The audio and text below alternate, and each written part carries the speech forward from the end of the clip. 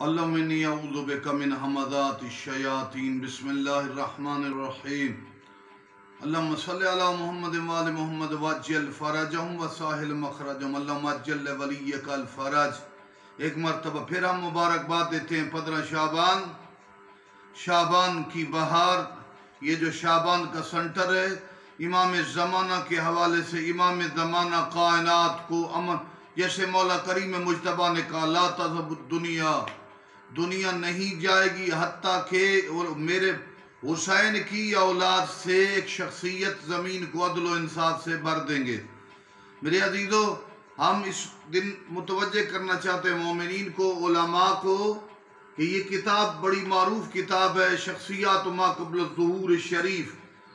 اس میں بڑی الشیخ محمد رباط فردوسی ایک عرب محقق مجتہد ہے، انہوں نے یہ کتاب لکھی ہے کہ وہ چیزیں جو ایک تو امام کے ظہور کے وقت کیا ہوگا، اور وہ چیزیں جو وہ شخصیات جو مثبت اور نیک ہیں ان کا بھی تذکرہ، جو بری لوگ ہیں امام کے مقابلے میں آئیں گے ان کا بھی تذکرہ اس کتاب میں بڑی تفصیل اور خوبصورت انداز سے موجود ہے۔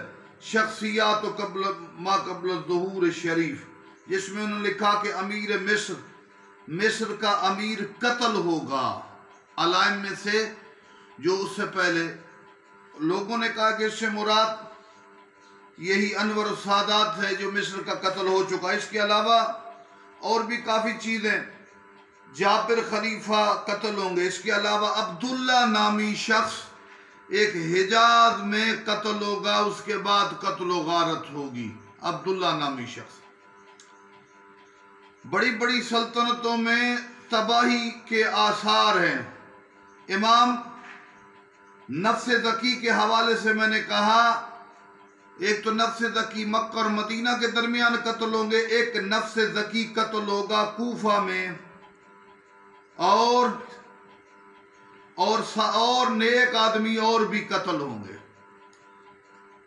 نفس زکی